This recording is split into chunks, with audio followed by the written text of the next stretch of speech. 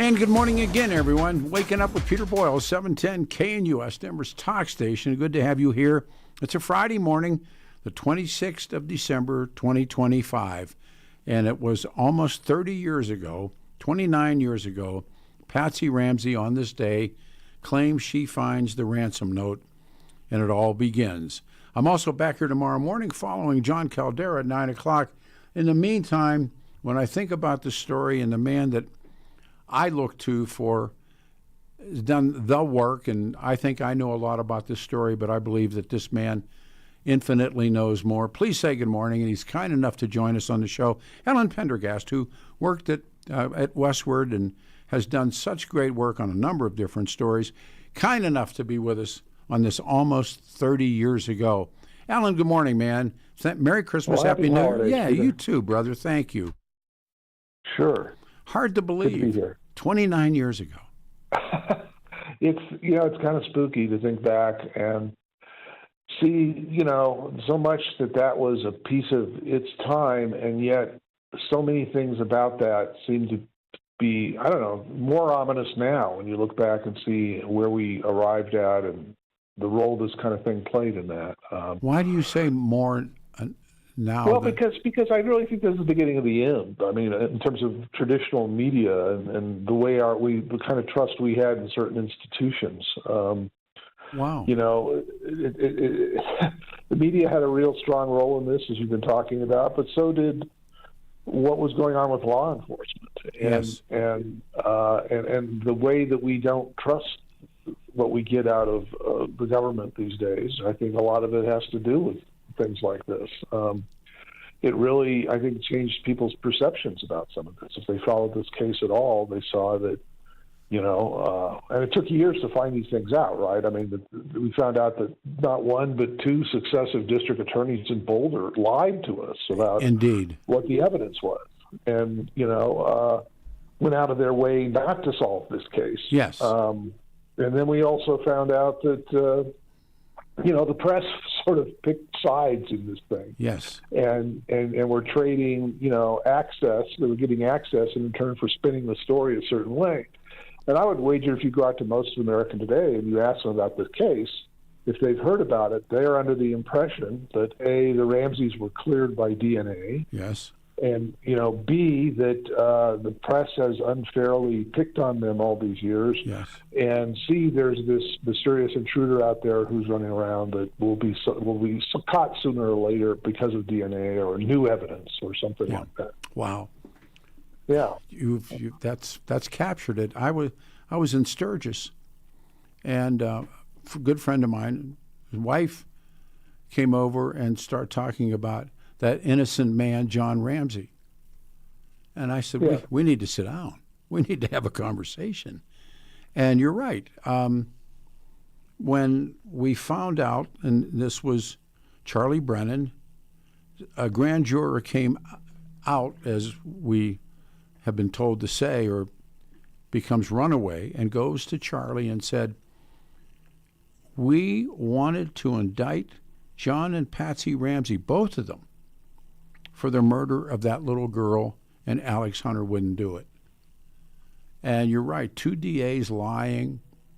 The media in Denver, there's Channel 9 and the Rocky Mountain News, the two biggest offenders, and they sacrificed their amateur standing. They went in, and so they got access to John and Patsy. Well, yeah, at some point this case stopped being about a homicide investigation. It became about public relations. Absolutely. And the Ramseys were in overdrive with that. They spent quite a bit of money on PR, on attorneys, on basically trying to reshape the narrative on this case. And they were largely successful. I mean, they had a lot of cooperation from people in the media who wanted their exclusive interviews with the Ramseys. And basically, distorted what was going on. This was officially sanctioned too by the government people involved. Oh, absolutely. Alex Hunter not only didn't sign the indictment, he didn't tell us that the jury wanted to indict, and he never discussed that about what, obviously he could say that it didn't meet his standards for reasonable doubt. But we don't know because we haven't. He misled us about what the evidence was. Well, and then his successor comes in and basically says, we have this DNA of this mysterious intruder, and we're going to solve the case that way. And this exonerates the Ramseys completely, all of which was not true. I mean, she distorted the DNA evidence to make it sound like there was one profile that they were looking for, and that's not the case, as we know also from Charlie Brennan and Kevin Vaughn doing reporting on this over a period of years. So, I mean, these are things that get lost in the shuffle as people get this sort of sloppy impression about the Ramsey case largely from national media that comes in here, helicopters in here for a day and goes out again, and they run these shoddy documentaries and stuff that are not very well reported. The one and only Alan Pendergast with Peter Boyles, this almost 30 years ago, 29 years ago, the Patsy claims she found the ransom note, and it all begins. And you're absolutely right. I was earlier, Mark Crowley was with us, and we're talking about it, and I said, do you think if Alex Hunter would have been in that, I don't know if you were in that parking lot that afternoon. There were so many people there, and came out, and I was being told they're typing up the indictment. Wow, I thought, this is going to pay off. They're typing up the indictment, and when he came out to the microphone, and it's like a big name drop, I'm standing there with Geraldo, and no charges. And I was stunned. And I didn't. Of course, the grand jury sees everything. They sat for 13 months. Now, had Hunter led with, after 13 months, the grand jury wants to nail them both, but I say no. He would have never said that, would he? No, that would have been the kind of transparency we needed to at least understand the way the system works, which is that he has a different standard than the grand jury does. I mean, he could make a plausible case without getting into it too deeply to say, as a district attorney, my responsibility is over here, grand jury's responsibility is over there. This is what I decided to do. He didn't do that. He just said, we don't have it. But remember, and therefore, all the stories of the power structures inside of Boulder, and and who was in charge, and who had the money, and who had the power, and who had the say-so in Boulder. And that's why I think when that book drops that says Perfect Murder, but Perfect Town, and they saw themselves as perfect. That couldn't have happened there. Well, and that book itself was kind of revealing, and not in the sense of getting to the bottom of the story, because there are a lot of things that are wrong or mixed up about that book. But I agree. What's interesting to me is the book shows exactly the degree to which all these people were, talking to Vanity Fair or talking to the tabloids, the story was being manipulated in various ways from the beginning. This is where I'd say it became his public relations thing very quickly. And to this day, we don't have the full grand jury troopage. There were additional pages of that have never been released. I agree. It doesn't look like they're going to be. And so, the transparency still eludes us in all of this. And now Alex Hunter's gone. He passed away last, I think. Yes. But Anne Louise Bardak came into town from Vanity Fair, and legendary. And I was doing mornings at KHOW, and I get a phone call, and she said, she was really a hard New Yorker. Are you that guy? You, Peter? And I said, yeah. And she said, I'm Ann. And I knew she was allegedly a lover of Castro's, and all these great stories about her. And I said, yes, ma'am. And she was staying in the Boulderado. And we went to Boulder. And if you went over to that home at 755 15th Street. They've actually changed that address, haven't they? It's no longer that address. I believe that's true, yes. And so we went to the house. She said, go, take me to the house. And so we went over to the house. And when you got out of the car, I don't know if you ever had that experience, the neighbors came out and started screaming at you. They knew you were... No. Huh? I was not in the pack back then. Well, I remember getting out of the car with Ann Louise, and the neighbors came out. This is like politically correct Boulder, right? Mm-hmm. Oh, God, the things they said. And so we went up to the house, and the house had a for sale sign on it. and the screen door, the hard wooden door was closed, or rather open, and the screen door was and the screen door was open, and Anne Louise said, "Let's go in," and I thought, and she was dressed to the nines. She was New York dressed, and I got a talk radio, cutoffs on, the baseball hat, sweatshirt, and we walked in like a couple. We just opened the door and walked in. And I could see that the legendary spiral staircase where the note had been. The note was found. Yeah. And I started walking through, and this great big woman came flying around the corner with a heavy German accent. And I have no idea to this day. I think she was a housekeeper. And she threw us out. And Anne Louise had said to her, "We're interested in buying." And I thought, did we look like a couple? Do we look like a married couple? And she threw us out. Get out. And well, there were sort of, some of the people who dropped in on this, they had their own entourage. I mean, it was clear a lot of this was, self-promotion by the cable networks and things like that. It was, and of course the tabloids, which were paying people right and left for information and bribing people and compromising evidence all along the way. It was really quite a spectacle. We were Patricia Calhoun was with us in the first hour and second hour. Alan Pendergast is with us now. We were talking about when the tabs came and that story that I got pulled into. And the tabs, talk about how the tabs buy. Isn't it called checkbook journalism, Alan?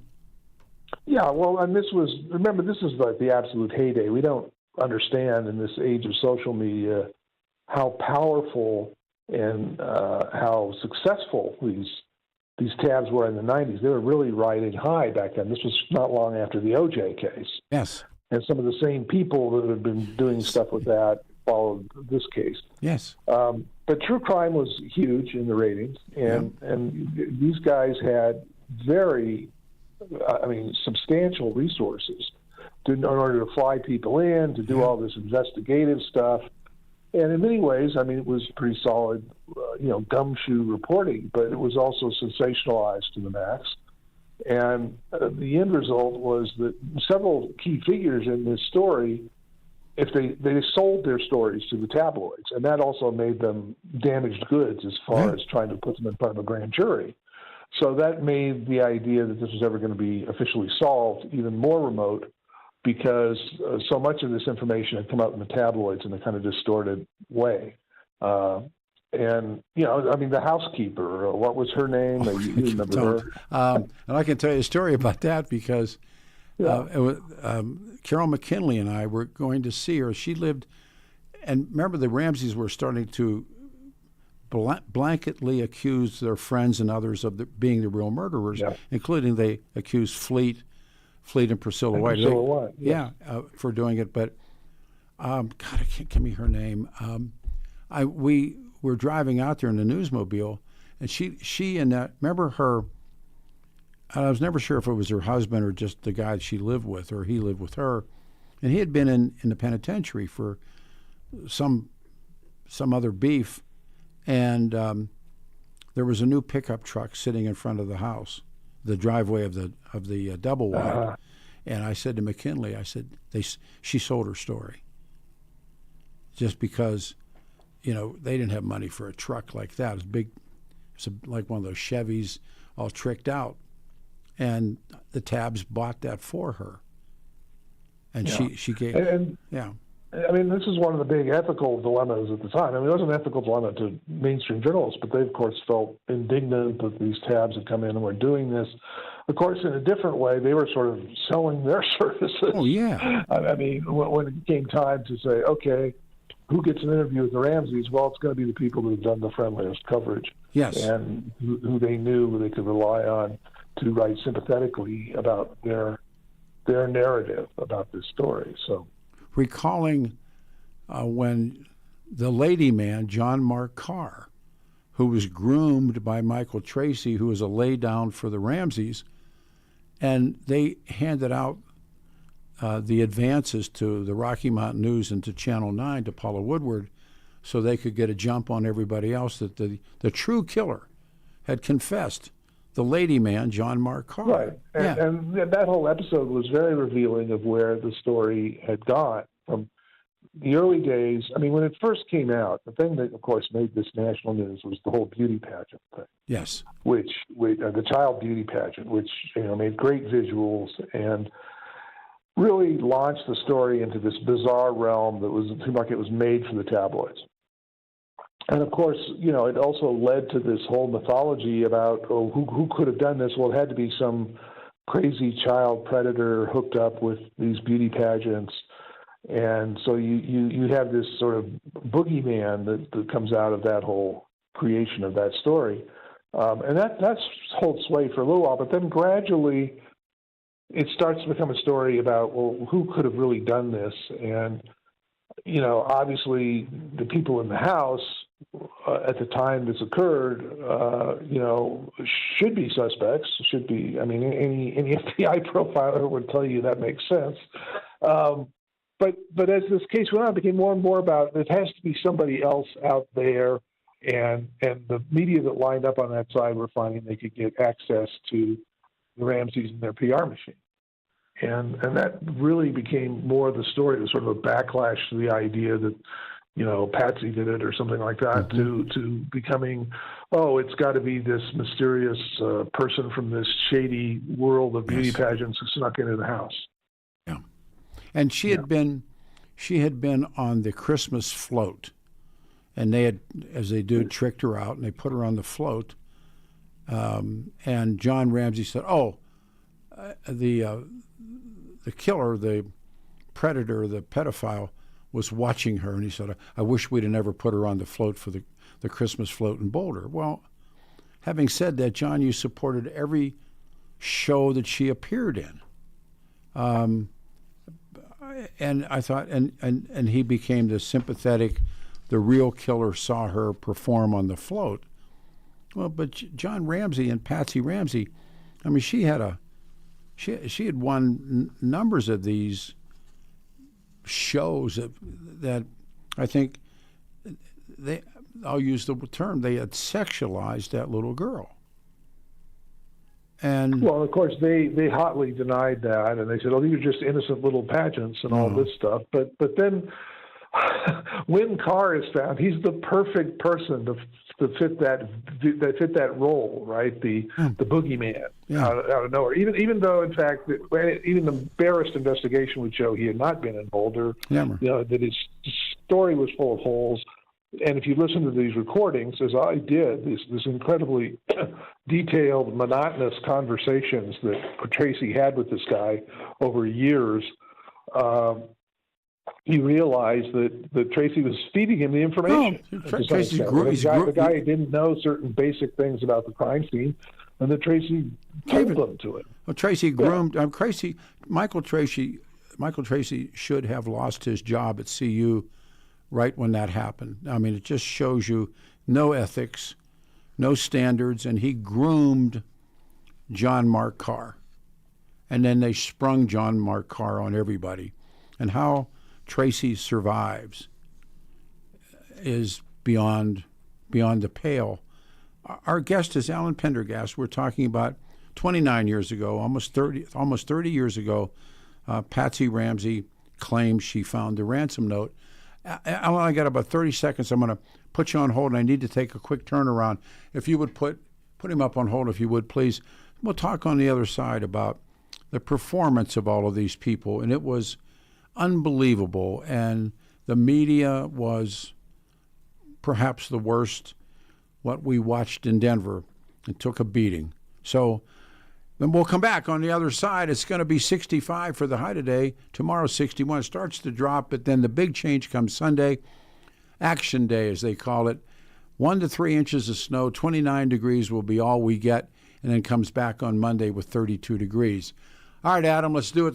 303-696-1971. Next hour, we'll take everybody's phone calls. 710 KNUS.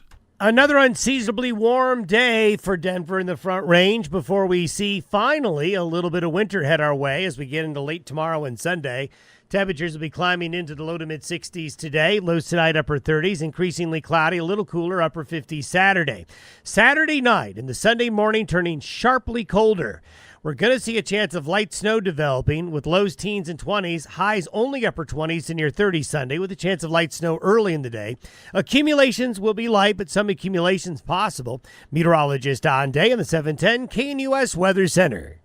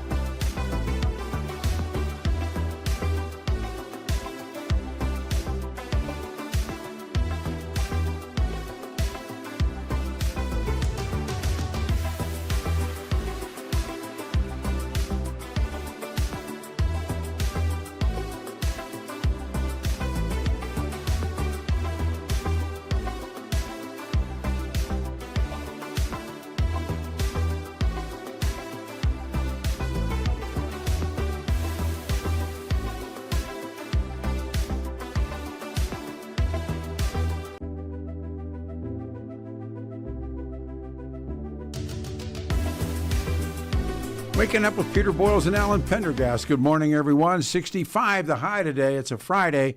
I'm here tomorrow, but I follow John Caldera come on at 9 a.m. 710 KNUS. We're talking about almost 30 years ago, 29 years ago. In fact, today, the Ramsey case begins. Patsy claims she finds the ransom note. I looked into the archives, Alan. It was Linda Wilcox was the housekeeper. And her name escaped me too. Linda, but there were so many characters in this who had their moment on the stage and then, kind of disappeared. Santa Claus McReynolds and all of that. I want to bring him up. I actually got an interview. We went up, Carol and I, and let me just. There's something that just jumped off on me. It's been my transcript of talking to the former Ramsey housekeeper, Linda Wilcox. And this has been chronicled by people who have really taken this story to task. And it's me and Linda, and I'm asking her about Halloween costumes. And she talks about in 1994, the Halloween of 94, about Patsy dressing Jamine. And these are her words. This little witch's costume, these are her words, it wasn't your standard, black dress, pointy hat. It was an orange, crisscross, striping, and little cape. Most little kids would say, and she goes again, she said, I'm going to be a witch for Halloween. She's telling the housekeeper, but I'm not going to be a bad witch. I'm going to be a sexy witch. That's a 4-year-old kid. And I say to her, she said sexy witch at 4 years of age? And Wilcox says back to me, most kids would have said, I'm not a bad witch, I'm a good witch. But her mom's with her, and Patsy walked in the room and said, yeah, she's going to be a sexy witch. The kid's 4. Yeah, I mean, there's no way to sort of paper over the sort of aberration here of this pageant world, which again they feel they were maligned that it's such an innocent thing, but you have to wonder about all this attention to a girl that age with the hair and the makeup and everything going on. It's like, wow, at some point there has to be a legitimate concern about sexualizing this little girl. And certainly I remember talking to the Whites, this was one of the concerns they brought up with this family shortly before that, because they were very close and they had a daughter the same age. But these things loom larger now when we look back at them.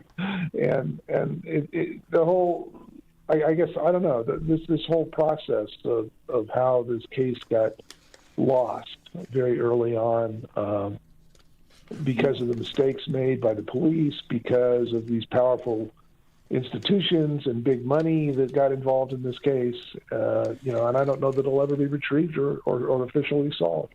I'm trying to look. I had all the titles that Jamine had won, and getting ready for the show, I brought this stuff in.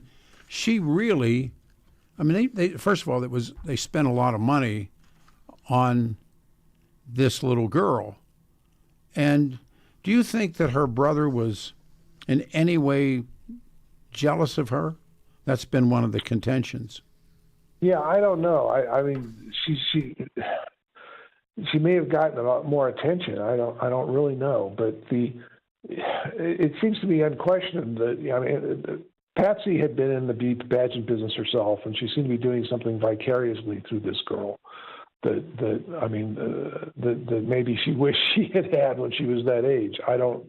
I can't read her mind, but it is incredibly unusual what they were doing, and they continually downplayed it as something normal. And particularly in Boulder, which doesn't have this kind of child beauty pageant thing, it stood out like it was quite an aberration. I remember Patsy's mother's name was Nedra, if you remember Nedra. Yes. And the whole lineup of stars. I mean, these people, you could have gone to central casting and brought these people in. And Patsy's sister Pam. Remember her crazy Aunt Pam? Oh, yes. And they were back to back, or one pageant away, but they were both Miss West Virginia.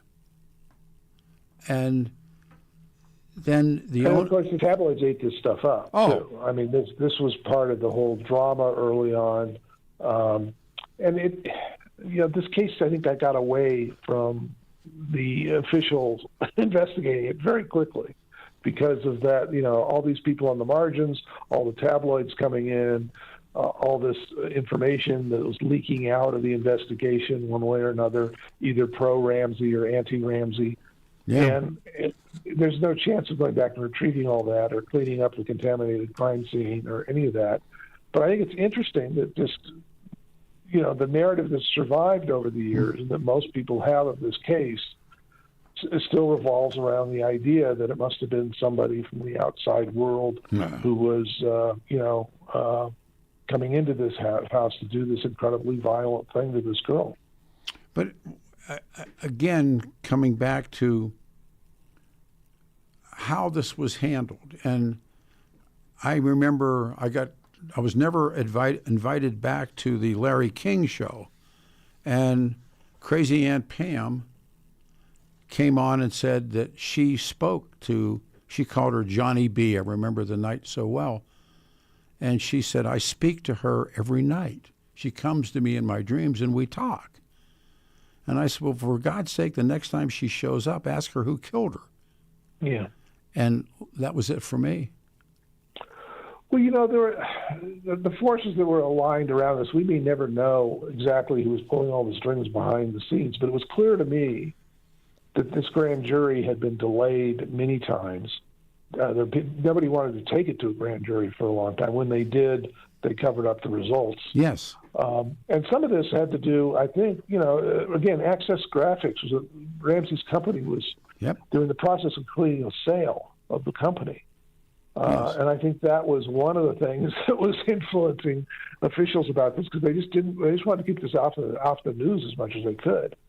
And then when they finally did have a grand jury, well, we talked about how they were misled by that. So the information that's come out of this case has been so heavily spun almost from the very first day. In fact, it was practically the first day the Ramseys were lawyering up. Remember, they didn't talk to the police for a long time. And remember who they had by the next day, the great, powerful Oz, Hal Haddon, who is Mr.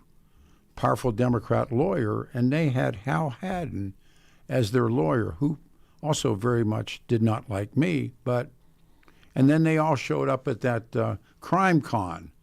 There they all were. Hal Haddon, I believe, was there. Certainly, Paula Woodward was there. She had actually written a book that was to exonerate them, and I think it's has something to do with like the grand opening of the ransom note. Listen carefully, Mr. Ramsey, or something like that. Yeah. Well, within 5 days, right? They were on CNN. And that and night, they hadn't talked to the police at that point. No. I mean, it boggles the mind that the family could do this, and no one would find that strange. And Patsy was clear; she was higher than a giraffe's rear end. I'm sure. She was like, and I later found out from some other sources that she was just blasted on, I guess, a combination of chemicals and maybe alcohol. And if you remember her hold your babies close, you remember that moment? Oh, yes, that there was this monster on the loose in Boulder. Yeah, yes. and then the mayor came out and said that's not true. And got a lot of trouble for that. Yes, she did. Yes, she did. And she came out and told the truth. There is no killer out there. And, boy, that blew up in her face, didn't it? Well, this was Boulder, which I don't think there was another homicide that entire year. No. And they were clearly not equipped when they arrived at the house that morning after the ransom note was discovered. They were not equipped to deal with this as a possible homicide scene. It took them a while to figure out it was not a kidnapping. And by that point, the scene was a mess. There were all these other people that Patsy had called coming in and out of the house. There was John himself discovering the body and bringing it upstairs, therefore, even more complicating the DNA situation. handing the body to Linda Arndt, the detective. Yeah. Wow. And if the other part of it, we were talking about, our guest is Alan Pendergast, who was the best. And we were talking about in the ransom note's real clear. If we so much as see a cop, she's dead. We're going to behead her. First thing Patsy does, calls the cops.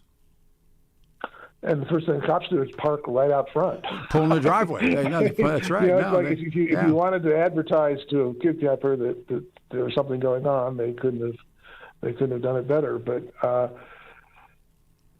again, strangest ransom note in history, and not at all what the FBI says you should expect if there is that rare thing, which is a stranger kidnapping a child.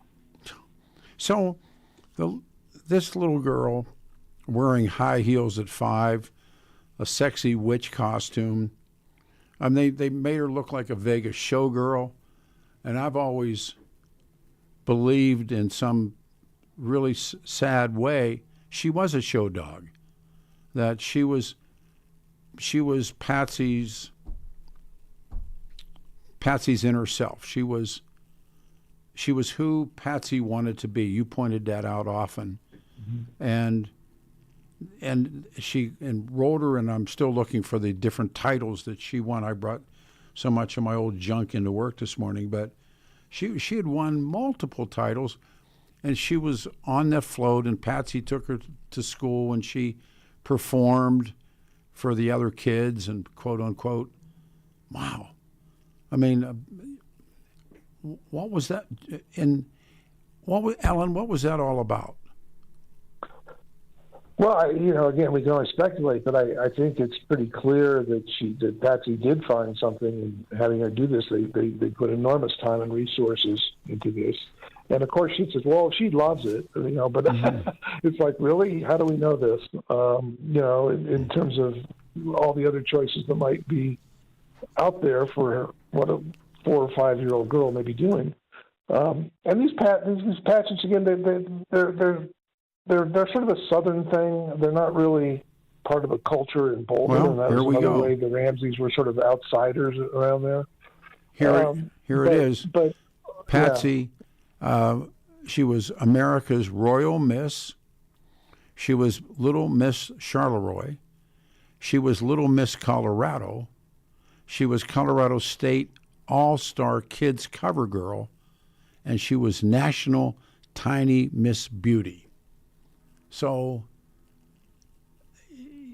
what do you do? I mean, they look at her in such a way, and I think to myself, when I met Richard Krugman and the Kemp Center, and Krugman ran the Kemp Center. Kemp had passed away, and I would go and sit in his office, talk to him, and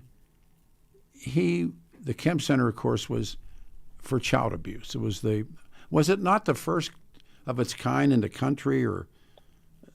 I think you're right about that.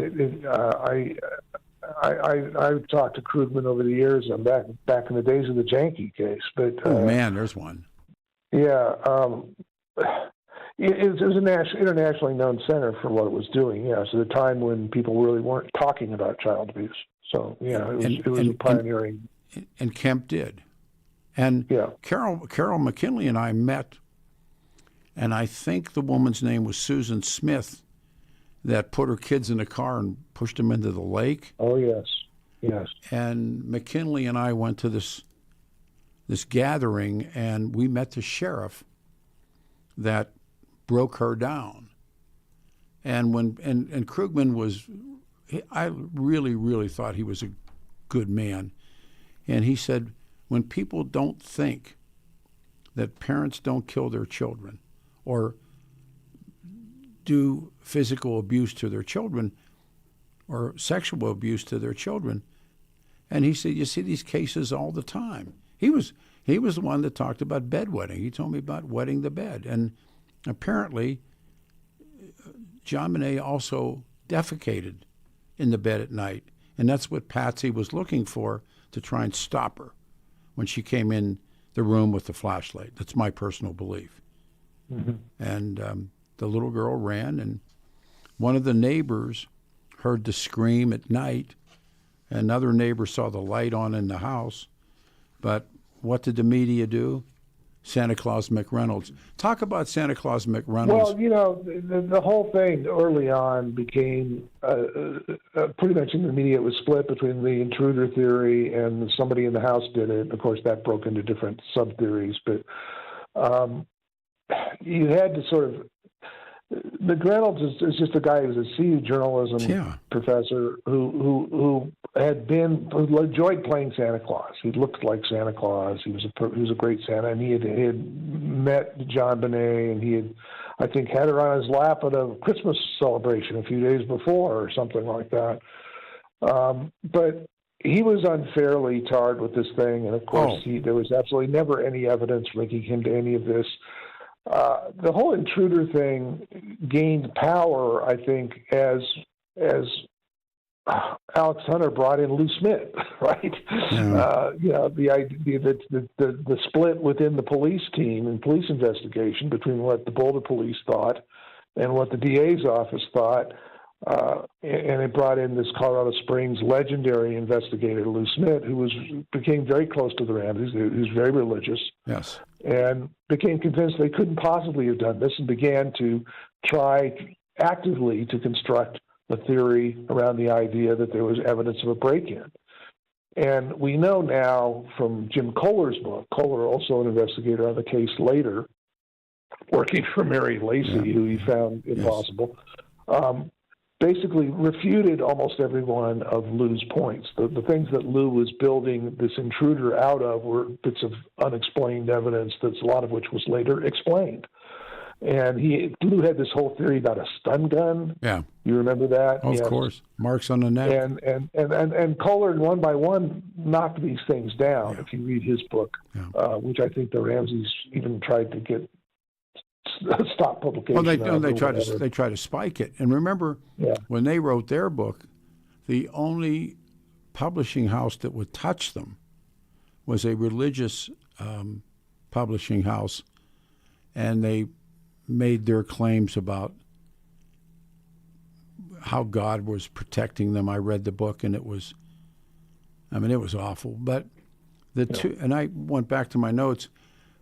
Melody Stanton was the one neighbor who reported she woke up and heard the sound of a little girl's scream coming from the Ramsey residence. I personally believe that's Jean Bonet running from her mother. And then the other neighbor is a guy named Scott Gibbons, and he claimed that around midnight he's looking out of his kitchen window and he sees the kitchen of the Ramsey residence lit up. And I think Patsy's writing the note. But that night, there was John, there was Patsy, and there was Burke, and there was Jean Bonet. Somebody, one of those three, or a team of them, did what they did. And I went back and read. You remember Rick French, the Boulder officer who didn't open the door. Yeah. Bingo. Tell that. Wow. Well, I mean, you mentioned it. He was one of the first police officers on scene. He was doing a cursory search of the house. He saw this room with a latch on it and did not go in because he was mainly looking for a way the kidnapper could have gotten in and out of the house. And of course, that room remains unopened until John himself and Fleet White are searching the house later about 1 o'clock in the afternoon, and John opens that door and slits the light on and yells. And yells, and there's Jean Bonet's body in there. I had my theory is John Ramsey can see in the dark because he opened the door and yelled. Well, I think he did switch a light on it. The Fleet didn't know where the light switch was. Fleet had tried to open that door earlier and hadn't seen what John Ramsey saw. No. Yeah, but the case just gets off on the wrong foot from the very beginning, and pretty soon it's hopelessly mired in the lawyering up. I mean, the way this family is not talking to the police, all these things that go unexplained, and it just devolves from there. Really, They were. It goes off on weird tangents. It goes off on the John Mark Carr fantasy, and so on. And they shopped lie detectors, polygraphers, and who knows how many they took that they paid for until they found somebody that would pass them. But they never went to the FBI. They never went to the Boulder PD and said, put us on the box. And they found their own guy. Well, you pay enough money to the right guy, he's going to pass you. And Patsy, I remember saying, well, we got that behind us now. We can move on. And I thought, no, go take a legitimate polygraph. And, of course, they never did. Well, then you had competing experts on handwriting and things like that. I mean, Sure. things that are, there's never going to be 100% certainty on a number of these things. Talk about Linda Arndt. She was the detective. Well, and she complicated things also with some of her testimony later on. I mean, her behavior that morning clearly lost control of the crime scene very early. The Ramseys were calling all their friends to come over and comfort them, and all sorts of people were walking in and out of that house. And Arndt has some peculiar things to say about looking at John Ramsey. Mm-hmm. And didn't she say something about his the way he looked at her? I knew he did it. He was a killer or something. Yeah, I knew he did it. I mean, there was bizarre stuff in there that you would never hold up in court, and she felt persecuted by her superiors or made to be a scapegoat in some of this, and perhaps that was true as well. But there was a lot of frustration among the police. There was the one Steve Thomas, the guy who quit rather publicly, and was saying that Hunter was blocking, it was hindering the police's ability to investigate the Ramseys. May have been right. And then at the same time, you had Lou Smith, who was the Ramseys advocate, and he also quit the investigation, saying that just the opposite, that the Boulder police were so biased against the Ramseys that they couldn't see the truth. And between those two views, you got pretty much this whole schism going through the case, the gulf between the police and the DA, something that never really healed up in time to do anything. And really, there's been no new evidence to surface for many years in this case. No. We still have the same evidence if they ever get better DNA testing, but first you have to understand how contaminated the DNA is, which is not ever really explained. The most significant developments in this case to come out, as far as I'm concerned, in the last 10 years, was a revelation that the grand jury was going to indict them, and the revelation that Mary Lacey had distorted the DNA results so that people misunderstood what that was. She was awful. She was terrible. Yeah. She was awful. But you have to wonder, why are all these people doing this? Why are all these people well, that brings me back. essentially blocking the successful prosecution of this case ever? But Alan, doesn't that question or scream about the power structure, the money in Boulder, when you got down to Alex Hunter not filing charges or Mary Keenan Lacey letting them off? I mean, there was a lot of conversation at the time about what money was really in charge in Boulder, what power was really in charge in Boulder. And although you're absolutely right about the book, Perfect Murder, Perfect Town, but I think the perfect town part of that really was part of what we were looking at, that this could have never happened in Boulder. And, of course, it did. Yes, and I think, yes, you're right, and not just the Perfect Murder book, but particularly I think Steve Thomas's book makes a very good case for the idea that this case was handled so much differently than it would have been had this not been this rich family with various connections and very powerful lawyers in Boulder. Let me do this. Can I, Alan? They did it all completely different than they would have with somebody else. They gave them access to the evidence, all this stuff. All the time. Let me do this. Let me take a final break in the hour, come back and give you the wrap-up, okay? So Alan Pendergast is here, Peter Boyle, 710 KNUS, in for Jeff and Billy. It's a Friday, 65 will be the high.